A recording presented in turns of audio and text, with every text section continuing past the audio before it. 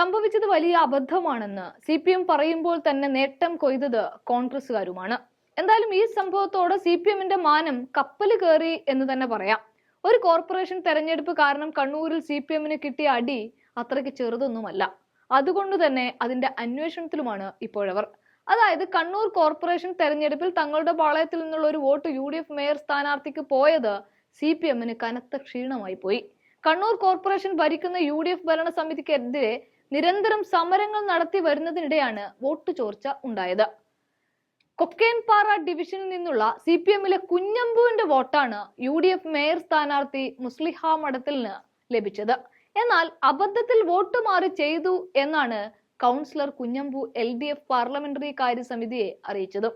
വോട്ടെടുപ്പിൽ തങ്ങളുടെ ഒരംഗത്തിന് വോട്ട് മറുകണ്ഠം ചാടിയത് CPM കണ്ണൂർ ജില്ലാ നേതൃത്വം വളരെ ഗൗരവമായിട്ടാണ് ഇപ്പോൾ നോക്കിക്കാണുന്നത്.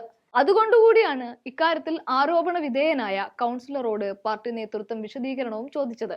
കണ്ണൂർ കോർപ്പറേഷനിൽ വോട്ടുകൾ ചോർന്ന് എതിർ സ്ഥാനാർത്ഥിക്ക് ലഭിക്കുന്നത് ഇത് ആദ്യത്തെ തവണയൊന്നുമല്ല. 2020 നടന്ന ഡെപ്യൂട്ടി മേയർ തെരഞ്ഞെടുപ്പിലാണ് ആദ്യ വോട്ട് ചോർച്ച സംഭവിച്ചത്.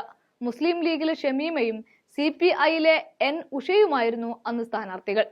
വോട്ടെടുപ്പിൽ UDF കൗൺസിലർ സജേഷിന്റെ വോട്ടാണ് മറിഞ്ഞത്. ഇതിന് സമാനമായിട്ടാണ് കഴിഞ്ഞ ദിവസം നടന്ന കോർപ്പറേഷൻ മേയർ തെരഞ്ഞെടുപ്പിൽ LDF സ്ഥാനാർത്ഥിയുടെ വോട്ടും എതിർപ്പാളയത്തിലേക്ക് പോയത്. 35 വോട്ടുകൾക്ക് പകരം ഒരു വോട്ടാണ് UDF മേയർ സ്ഥാനാർത്ഥി മുസ്ലിഹ് മഠത്തിലിന് ലഭിച്ചത്. ഒരു വോട്ട് ഒരേ ഒരു വോട്ട്. അത് മാറിപ്പോവുക എന്ന് പറഞ്ഞാൽ സത്യത്തിൽ അത് LDFന്റെ ഒരു വലിയ ആഘാതം തന്നെയാണ്. അതും രണ്ടാം ഘട്ട ഭരണം അത്ര സുഖകരമല്ല എന്ന് പാർട്ടി സെക്രട്ടറി M ഗോവിന്ദൻ പറയുക കൂടി ചെയ്യുന്ന ഒരു സാഹചര്യത്തിൽ എന്തായാലും അന്വേഷണം ആരംഭിച്ചിട്ടൊന്നും ഇനി കാര്യമില്ല. കാരണം കയ്യിന്ന് പോയി.